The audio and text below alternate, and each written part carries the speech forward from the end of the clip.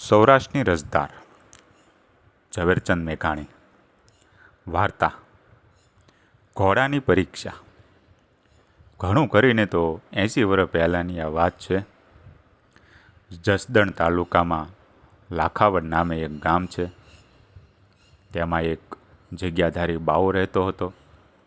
માણસો આવીને રોજે રોજ એની પાસે વાત ઉચ્ચારે, બાવાજી, આપા લુણાની લખીની તો હું વાત કરવી.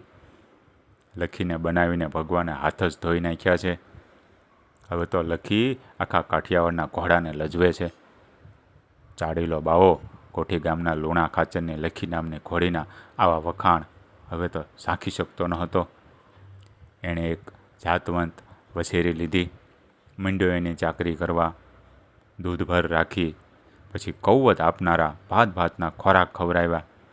2 વર્ષે ચડાઈ કરી, બીજા 4 વર્ષ સુધી કરી.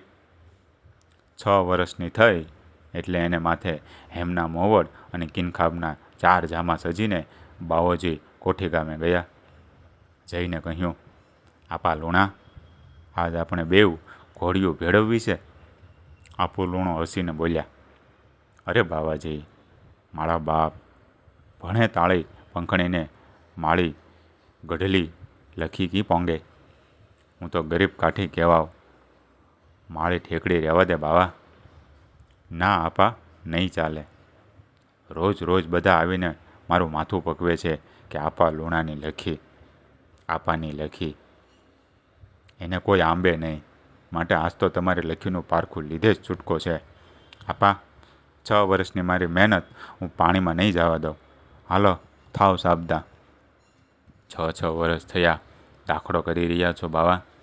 એમ છે, ઠીક, કબૂલ. ભણે આજ રાત રોકા, કાલ સવારે બેડવીએ. બાવાજી રાત રોકાણા. આપા લુણાએ 2 ઘોડીને રાતપ ખવડાવી, જોગાણ દીધા. સવાર પહર છૂટ્યા વખતે આપા લુણાએ જોગીને કહ્યું, ભણે બાવાજી ઉઠ, મારા બાપ, પલાણ માંડ તાળે પંખણી ઉપર. હું માળી ટારળી ઉપર ગાભો નાખી લઉં. 2 અવસાર ઉપડ્યા. 2 ગાઉ ગયા, 4 ગાઉ ગયા, 10 ગાઉની મજલ કરી. તડકા ખૂબ સડી ગયા. છાશ પીવાનું ટાણું થયું એટલે બાવાએ કહ્યું, આપા, હવે આપણે બરાબર આવી પહોંચ્યા છીએ. હાલ, હવે ઘોડી પાછી વાળીને ભેળવીએ. આપાએ કહ્યું, ભણે બાવાજી, આસે થડમાં જ આપણી ગગીનો ગામ છે. થોડોક કામ પણ છે. હાલ, કામ પતાવવું ને પાછા નીકળીએ. આપાએ બાવાને ઉપાડ્યો.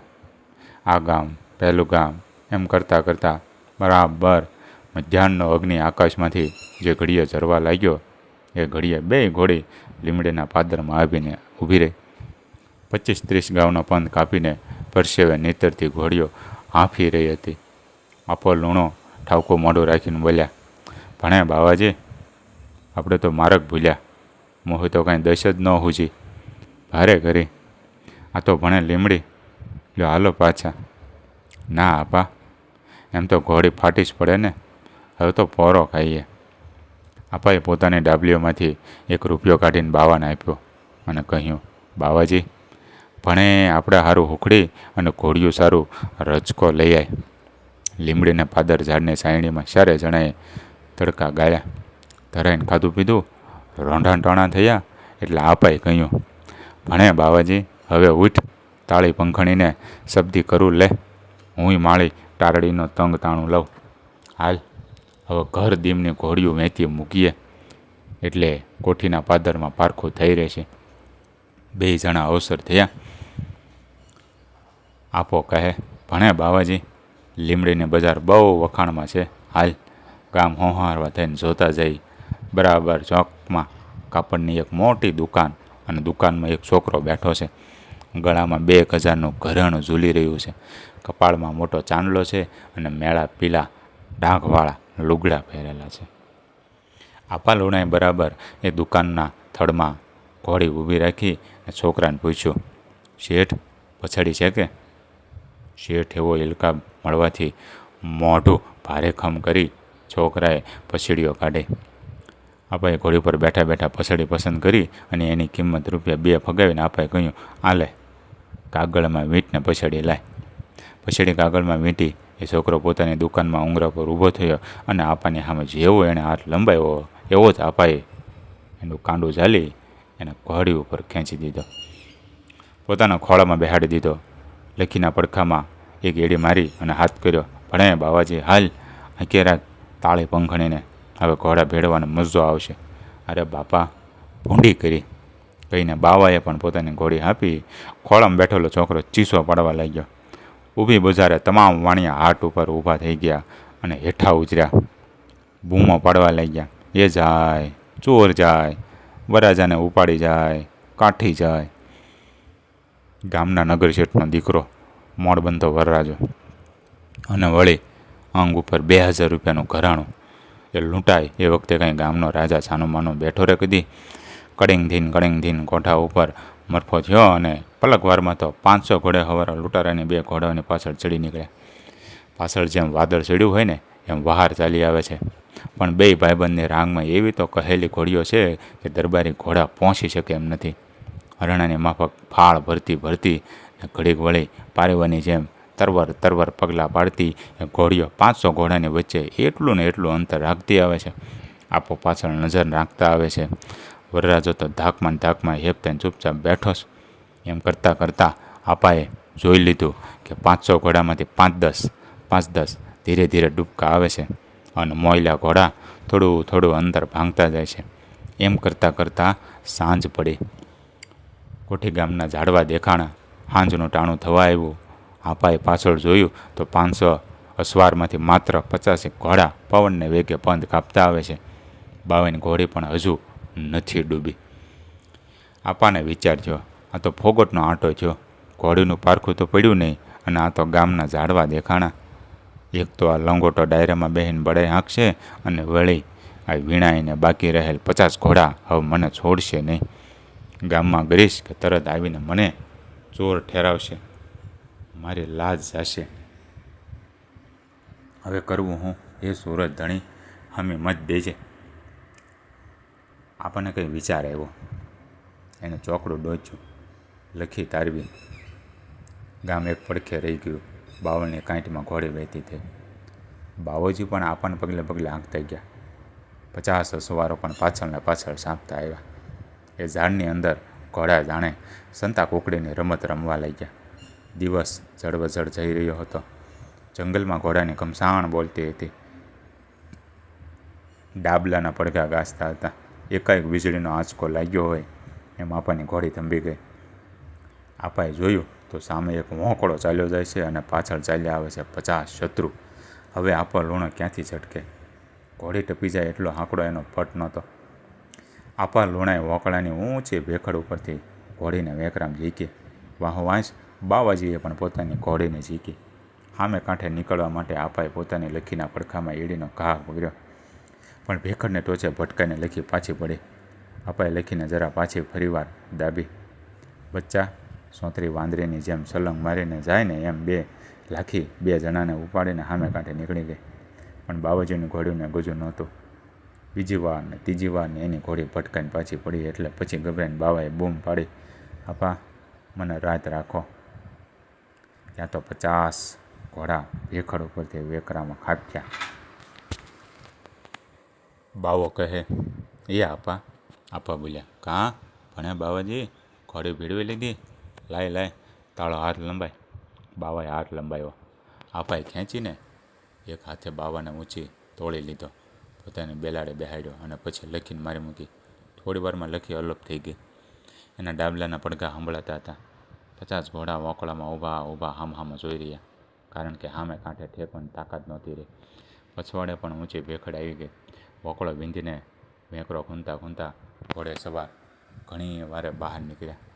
રાત પડી હતી અને આસપાસના ગામમાં આંટા માર્યા, પણ ચોર હાથ લાગ્યો નહીં.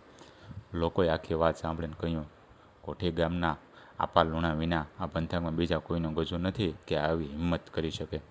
ઘોડે સવારો મોડી રાતે કોઠી ગામમાં દાખલ થયા.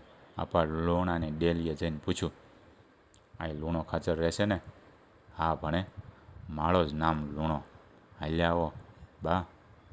એ કામ છે કે હેથી આવડું બધું કટક આદું ઢોલિયામાં પડ્યા પડ્યા આપો હોકી પીતા હતા.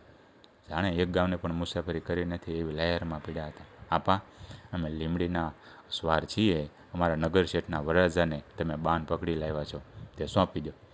ભણે જમાદાર, તમે ઘર ભૂલ્યા લાગો છો. ના આપા, ઉડામણી કરોમાં નીકળ ધીંગાણું થાય. ધીંગાણો તો પણ હુંય કાઠીને દીકરો છું, મારી પાછળ 10 કાઠી છે. ધીંગાણો કરવા હોય ને તોય ભલે, બાકી ગામમાં જો કોઈ તમારો વરરાજો લાવ્યો હશે તો યાને માળાના ખોળામાં બેઠેલો માનજો. ભણે કાલ સવારે ધીંગાણો કરશું. અટાણે તો વાળું કરો, ઓકો પીવો, નીંદર કરો, ઘોડાને ધરવો, સવારે પછી ધીંગાણો કરશું.